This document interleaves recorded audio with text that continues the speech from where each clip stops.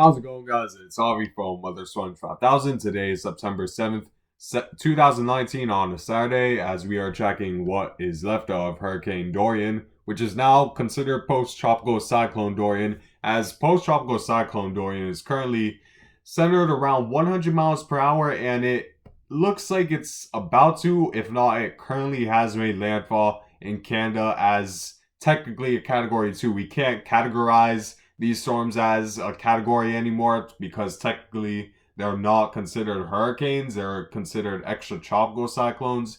But at this point, when we're talking about a storm this strong, the winds could still have hurricane type damage, and it's still something to keep in mind when we're talking about the maximum wind speed. And although the maximum wind speed is at 100, we've seen the wind field of this storm expand in an insane rate as the baronclinic influences has really been interacting with this storm, the center of circulation, as we're seeing a lot of that cool, dry Canadian air just spiral right around the center of circulation, which is creating that convection towards the core of this storm, that very warm core tropical entity of Dorian is still somewhat there, allowing that cool air to create a lot of convection around the core and in areas surrounding the hurricane, allowing the higher pressure air from Canada move into the storm and create,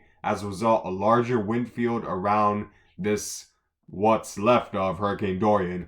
And you can see a lot of dry air. It looks very disorganized and it's moving quite fast as well, as I'll prove to you how much baronclinic influences have been affecting this storm. And you could see, look, it's 47 right around Caribou. You could see the blues here, and then that quick stark contrast between this eastern portion of the peninsula to the western portion. You could see it's around 50 in this area, borderline like 49, 48, but then it quickly changes temperature to around the 60-degree mark towards the eastern portion of that peninsula, which is definitely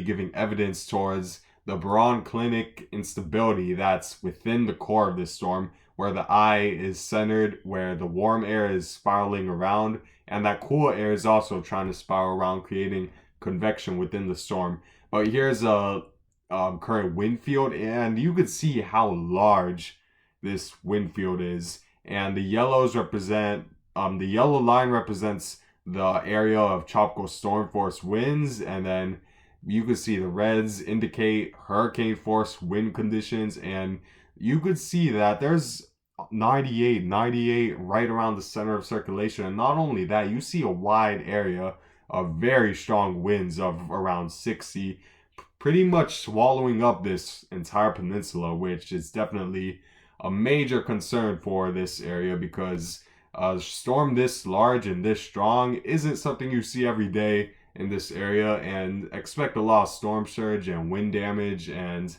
definitely take cover right around this area, because this could be also a long duration event thanks to the large wind field of this storm, even though this storm is moving quite fast. So this is definitely something you got hunker down with in Canada, as storm surge and wind damage is definitely likely with this storm. As we're going to see the current track, you could see the tropical storm wind extent is very large. Like I said, it's even reaching to the point of Maine. That's how large it is. But you could see, based off the track, it's expected to continue its weakening strength as this hurricane loses a lot of its warm core, and it's mainly going to turn into more of a cool core storm where there won't be enough warm air or instability just south of Greenland to continue to create convection with this storm. So which is definitely good news. We don't want to see this affect potentially Europe,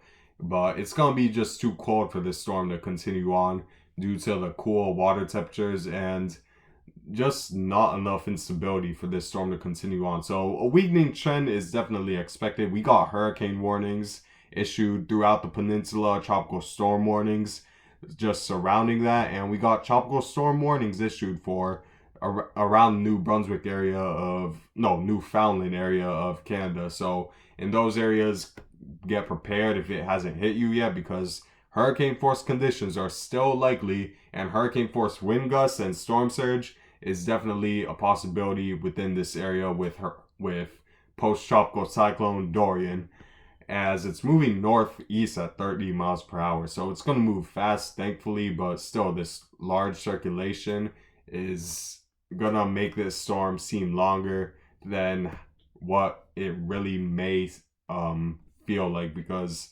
of how large this wind field is, even though it's moving 30 miles per hour. And unfortunately, Hurricane Dorian already devastated, well, not devastated, but it definitely impacted the southeast coast in a large way. But thankfully, it could have been a lot worse, in my opinion, because thankfully the storm mainly stayed offshore of Florida, Georgia, South Carolina, but still brought major impacts to the North Carolina coast, as there were people trapped in their homes in North Carolina. We saw people seeing water that never reached that high before in their lives, and they've been living in North Carolina their whole entire lives. So this was quite a storm for the Outer Banks in North Carolina, as Charleston received a lot of flooding. We saw some damage in North Carolina. As you can see, a lot of flooding throughout North Carolina.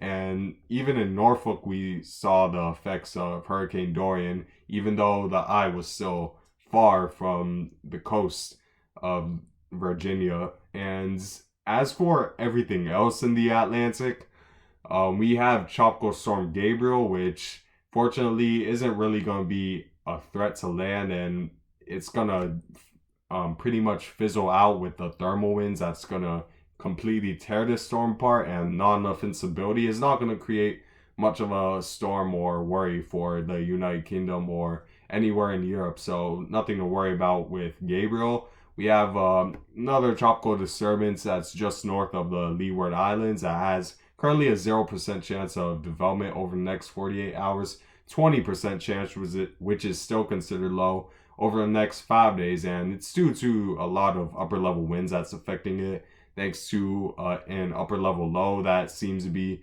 centered right around this area, that's bringing a lot of upper level winds to the higher portions of the atmosphere. And tropical disturbances don't like that, because it just disrupts the circulation of the hurricane. It disrupts the warm core of the disturbance, where the warm and disturbances and tropical cyclones are supposed to have a warm core circulating around. Wind shear, upper level winds completely push a lot of that warm, completely affect where the winds go. And as a result, if the winds don't go to the center of circulation or get pushed away from that, it kind of affects the warm core of this storm, which in return can't really create convection for this storm to create more thunderstorms and evolve into a hurricane or a tropical storm. So a lot of upper level winds are affecting it. The outflow is also affected when there's strong upper level winds. The outflow doesn't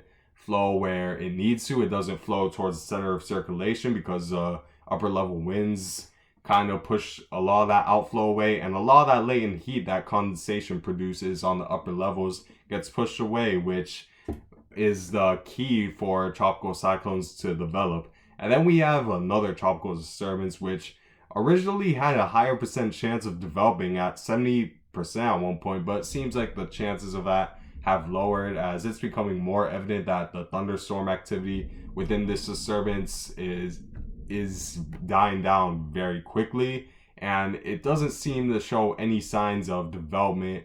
Over the past several loops of the satellite imagery, you could see that no real development, and in fact gotten a little bit less convective, it seems like, around this tropical cyclone. As you can see, there was a big bubble of thunderstorms in this area, but now it's died down just a little bit, and it appears that it's dealing with a lot of dry air, as it makes sense since the Saharan desert winds are in this area. But as we move forward, there might be just the upper level winds might just be light enough, and there won't be that much dry air, where it might have a chance to develop within a week from now, or within 5 days from now, as it currently has a 40% chance of that happening. But I expect that chance to go up as we get closer and closer to the Caribbean, as this disturbance gets closer and closer to the Caribbean, because we will see less influence from the Saharan desert winds, and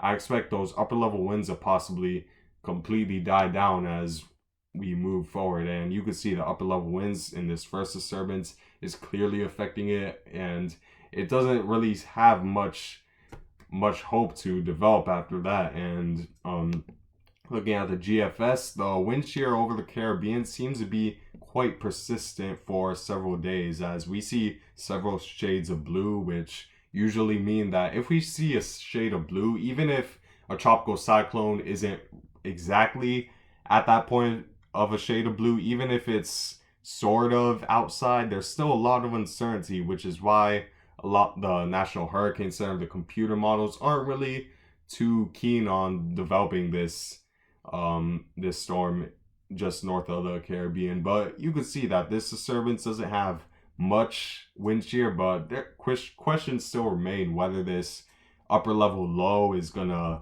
affect this storm, because it's not too far from really affecting this disturbance. So we'll have to see in the near future, but only a 40% chance of this developing. But then in the future, we see that wind shear continue that.